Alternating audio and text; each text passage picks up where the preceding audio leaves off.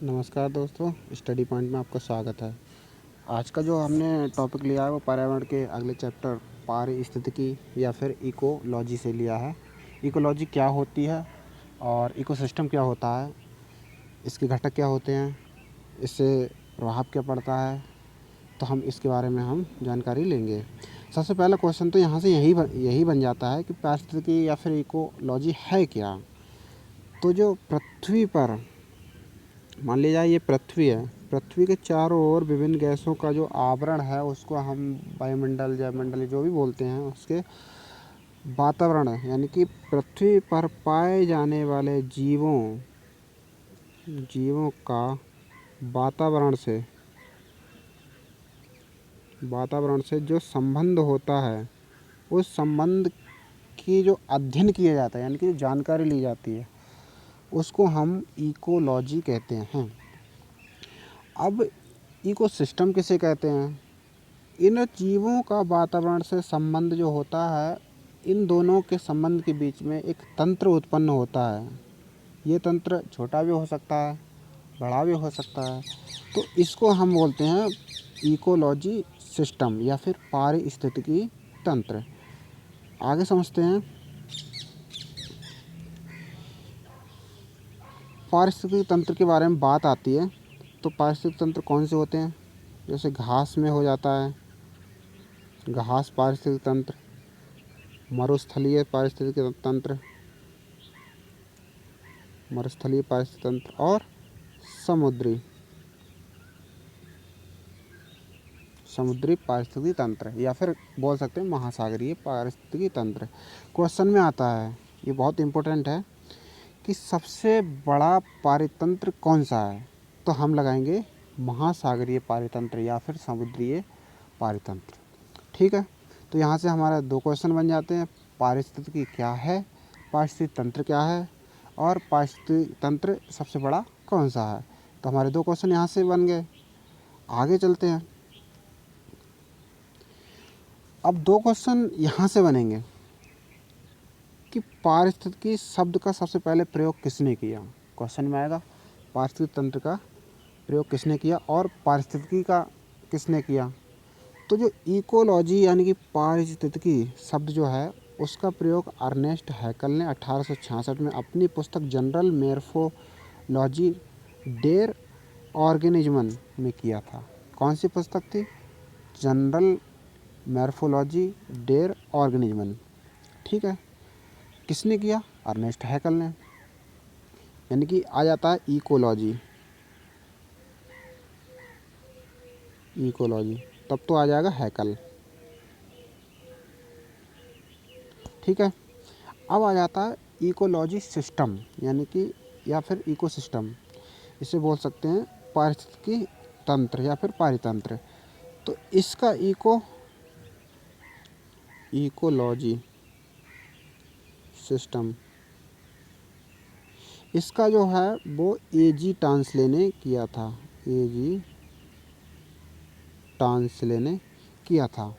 ठीक है, ये कई बार क्वेश्चन में आया है कि पारिस्थितिकी तंत्र शब्द का प्रयोग किसने किया। तो एजी टांसले, कहीं पर मिलेगा टेंसले भी। ठीक है, टांसले ने दो बातें बताई। सबसे पहली बात जो कि एग्ज़ाम में आ भी चुका है, दोनों ही बातें आई हैं।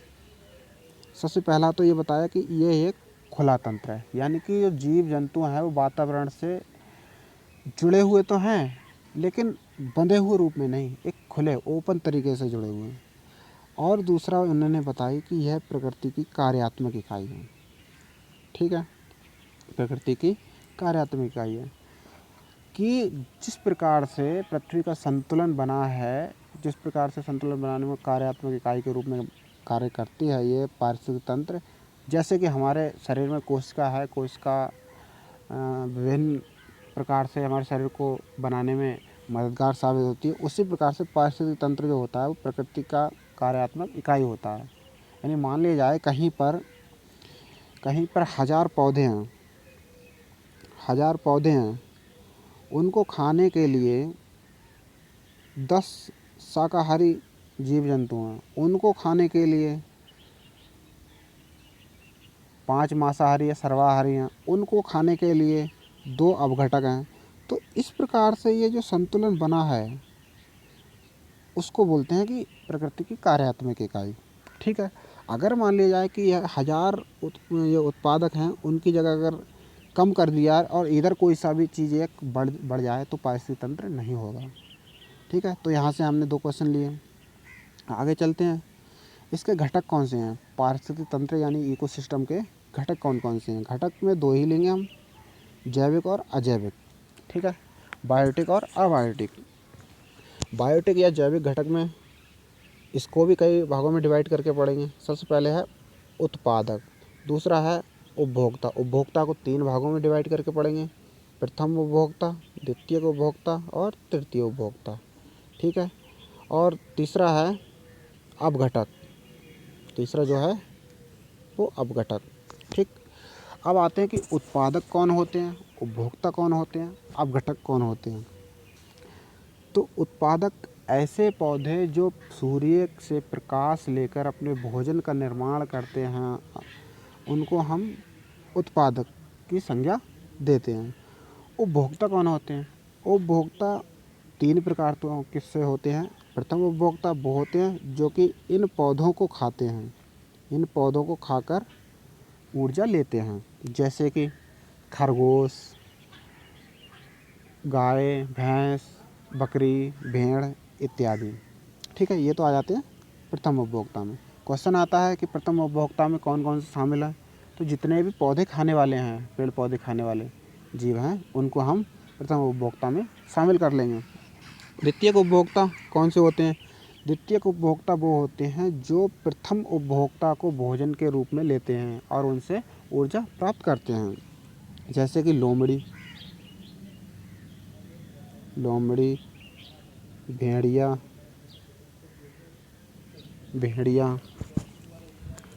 ठीक है, इत्यादि। और तीसरे जो तृतीय उपभोक्ता हैं उनको हम बोलते हैं कि जो सर्वाहारी में आते हैं और इन भेड़िया यानी कि दोनों चीज़ों को खाते हैं।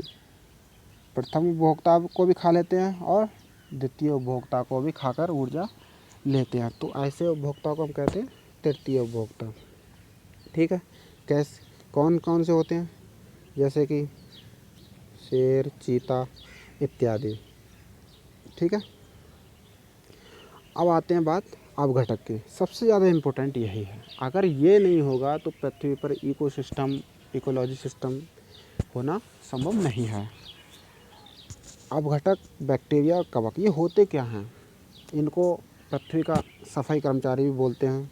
अगर क्वेश्चन में आता है कि सफाई कर्मचारी किससे बोलते हैं, तो बैक्टीरिया या फिर कवक को बोलते हैं। ठीक है, कैसे काम करते हैं ये?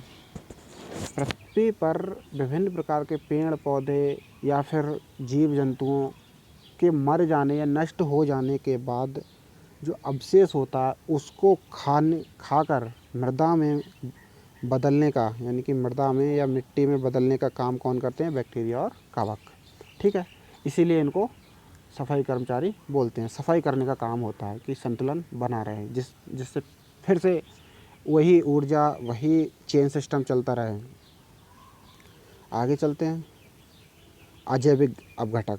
अजैविक अपघटक में 2 पढ़ेंगे हम, कार्बनिक और अकार्बनिक। कार्बनिक में ऊर्जा भोजन के रूप में लेते हैं, भोजन से जैसे कार्बोहाइड्रेट, प्रोटीन, वसा इत्यादि से ऊर्जा लेते हैं। और अकार्बनिक जैसे मृदा, जल, वायु, ये सब अकार्बनिक अपघटक होते हैं।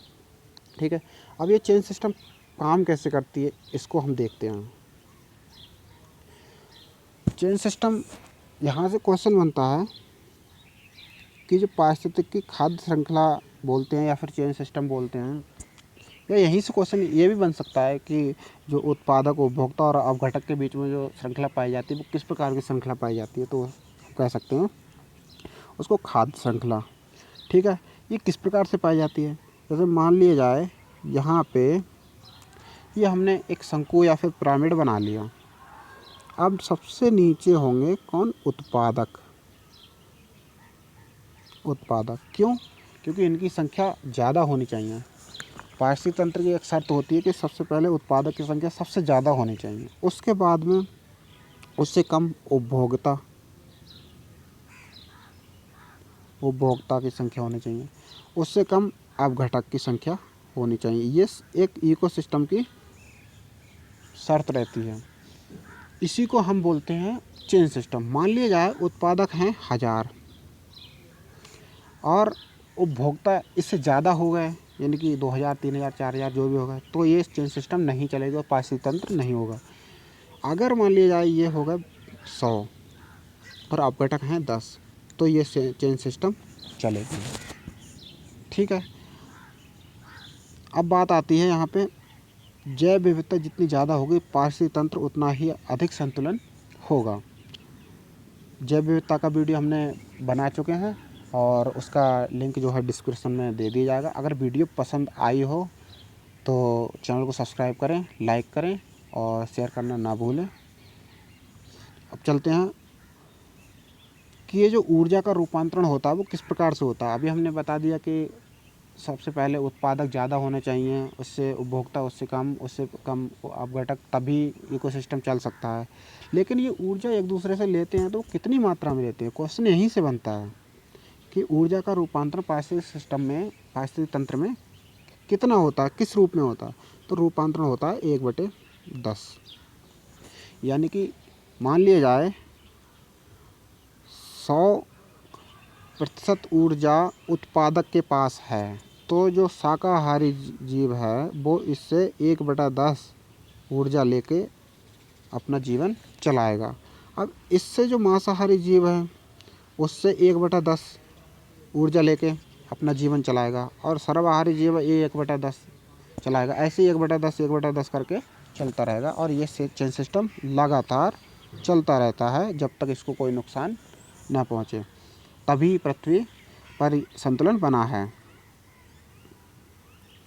अब नेक्स्ट चलते हैं, इसका जो पर्यावरण है या पारिस्थितिक तंत्र है उसको खतरा हुआ, उसको वन काटे जाने लगे, इकोसिस्टम को हानि पहुंची, तो कुछ सम्मेलन हुए जिससे कि मनुष्य के जीवन को प्रभावित किया, हानि पहुंचाई। तो कुछ सम्मेलन हुए, उनके सम्मेलन के बारे में पढ़ेंगे जो एग्ज़ाम में आते हैं। मैंने वही लिए हैं। पिछले जो जैव विविधता है उसमें भी मैंने इन्हीं सम्मेलनों को पढ़ाया था, क्योंकि पर्यावरण की दृष्टि से भी ये महत्वपूर्ण है, जैव विविधता की दृष्टि से भी महत्वपूर्ण है। तो सबसे पहले आता है स्टॉकहोम सम्मेलन। स्टॉकहोम सम्मेलन 1972 में हुआ था और ये चूँकि 5 जून को हुआ था, इसीलिए इसको पर्यावरण दिवस के रूप में भी देखा जा सकता है। ये 1973 से मनाया जाने लगा है और आज भी ये मनाया जाता है। दूसरा है हमारा मॉन्ट्रियल समझौता। मॉन्ट्रियल समझौता 1987 में हुआ था। इसमें एक ख़ास बात ये रही थी, हालांकि ये स्टॉकहोम सम्मेलन में पारिस्थितिक तंत्र इकोसिस्टम से कोई बात नहीं कही गई थी, लेकिन ये पर्यावरण की दृष्टि से महत्वपूर्ण था, पर्यावरण की इसमें बात की गई थी। ठीक है। दूसरा हमारा मॉन्ट्रियल समझौता। मॉन्ट्रियल समझौता में 16 सितंबर को ये समझौता हुआ था और 16 सितंबर को ये समझौता होने के बाद में ओजोन परत का जो क्षरण हो रहा था उसको बचाने के लिए ये समझौता किया गया था और तब से आज तक 16 सितंबर को ये मनाया जाता है। आगे चलते हैं, आगे है हमारा पृथ्वी सम्मेलन। इसको रियो समझौता के नाम से भी जानते हैं और रियो 20 के नाम से भी जानते हैं। ये स्टॉकहोम सम्मेलन के 20 वर्ष के बाद में हुआ था। ठीक है। इसमें कॉप का गठन किया गया था। ठीक है। एक संगठन और है जो हमने पिछले जैव विविधता के वीडियो में हमने बता चुके हैं, उसका गठन किया गया था। अब आता है नेक्स्ट हमारा क्योटो प्रोटोकॉल जापान में है।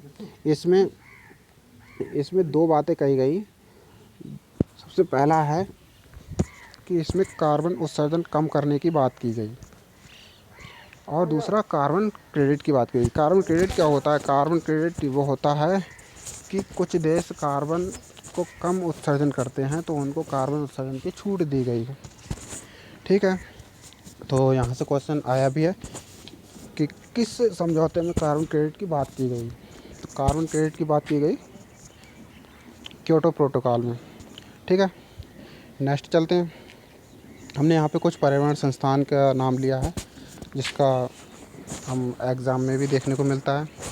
सबसे पहले चलते हैं हम पर्यावरण शिक्षा केंद्र। ये हमारा अहमदाबाद में। ठीक है। और दूसरा हमारा पारिस्थितिकी विज्ञान केंद्र, ये हमारा बेंगलोर में है। और तीसरा भारतीय वन्यजीव संस्थान, ये देहरादून में है। और खनन पर्यावरण केंद्र, ये धनबाद में है। और जो एक बार क्वेश्चन में आ भी चुका था, एसएससी जीडी के क्वेश्चन में आया था, एसएससी जीडी में आया था ये, एसएससी जीडी सन 2013 के क्वेश्चन में आया था कि सलीम अली पक्षी विज्ञान एवं सांस्कृतिक केंद्र कहाँ है, तो वो कोयम्बटूर में। ठीक है, तो हमने इकोसिस्टम के बारे में पढ़ा, इकोलॉजी के बारे में पढ़ा। अगर वीडियो पसंद आई हो तो चैनल को सब्सक्राइब करें, लाइक करें और शेयर करना ना भूलें। ठीक है, हमारे चैनल पे मैथ की भी वीडियो अपलोड हो चुकी हैं, रीजनिंग की भी वीडियो आएंगी और हिंदी की भी वीडियो आएंगी। तो चैनल पे अगर आप नए हैं तो चैनल को सब्सक्राइब करें और अंत तक वीडियो ज़रूर देख लें। नमस्कार।